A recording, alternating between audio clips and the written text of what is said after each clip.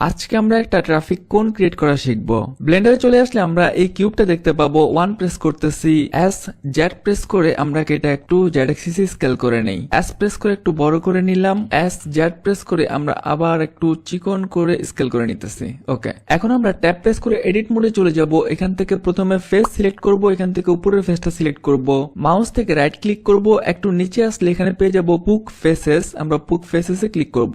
এরপর আমরা এখান থেকে ভার্টিসিসে সিলেক্ট করব, দেন এখানে এসে যে সেন্টার ভার্টিসিসটা আছে এটা আমরা সিলেক্ট করব।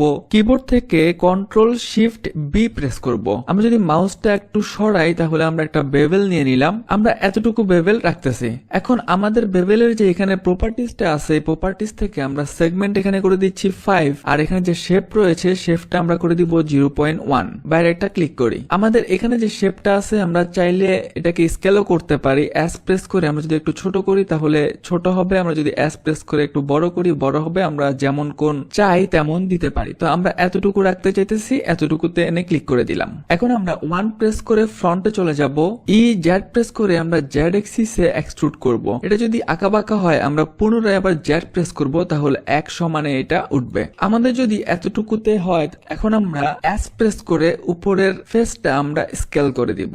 সাধারণত উপরের এই অংশটুকু ফাঁকা থাকে, আমরা এখন কিবোর্ড থেকে আমরা ডিলিট প্রেস করব, এখান থেকে আমরা ফেসে সিলেক্ট করে দিব। আমরা যদি আমাদের এখানে যে কোণটা আছে এটাকে যদি একটু স্মুথ করতে চাই আমরা কন্ট্রোল আর প্রেস করে মাউস স্ক্রল করে এখানে কয়েকটা লুপ কাট দিয়ে দিব, একটা ক্লিক করব, রাইট ক্লিক করব। এটা আরো একটা কাজে আসবে, সেটা হচ্ছে আমরা যে এখানে হোয়াইট কালারটা দিব সেই জন্য এই কাটগুলা দিয়ে দিলাম। এখন আমরা আমাদের নিচের যে পোর্শনটা আছে এখানে যদি আমরা একটু কার্ভ করতে চাই বা আমরা বেভেল অ্যাড করতে চাই আমরা এখানে এসটা সিলেক্ট করব। তো এস সিলেক্ট করার জন্য প্রথমে এখানে এস সিলেক্ট করব, এখান থেকে এস সিলেক্ট করব, 1 প্রেস করি, আবার এখানে এস সিলেক্ট করব, 3 প্রেস করে এই সাইডে এস সিলেক্ট করব, 9 প্রেস করে এ পাশে এস সিলেক্ট করব। তাহলে আমাদের 4টা এজই সিলেক্ট হয়ে গেছে। এখন যদি আমরা এখানে বেভেল অ্যাপ্লাই করি আমরা কিবোর্ড থেকে কন্ট্রোল বি প্রেস করব। আমরা যদি এটাকে একটু টেনে আনি তাহলে এখানে বেভেল অ্যাপ্লাই হয়ে যাইতেছে। আপনারা দেখতে পারতেছেন যে এটা ভিতরের দিকে যাইতেছে। আমরা একটা সেগমেন্ট খালি করি, এর জন্য আমরা এখানে সেগমেন্ট 1 করে দিব। তো আমরা এখানে একটা সেগমেন্টই রাখতেছি।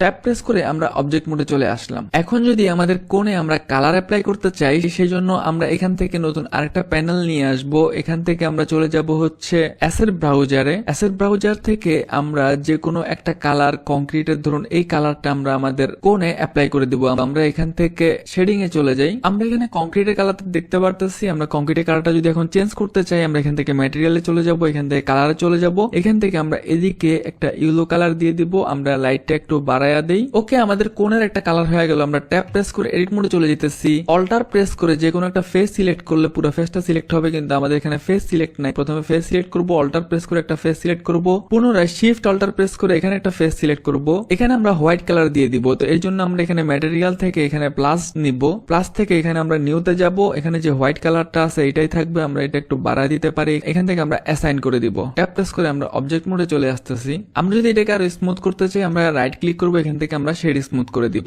আমাদের এখানে শেডটা ভালোভাবে বুঝে যেতেছে না, আমরা একটা কাজ করি, আমরা এখান থেকে অটো স্মুথ করে দেই। এখন আমরা শেডটা বুঝতে পারতেছি। তো এই তো আমাদের একটা কোণ ক্রিয়েট করা হয়ে গেল।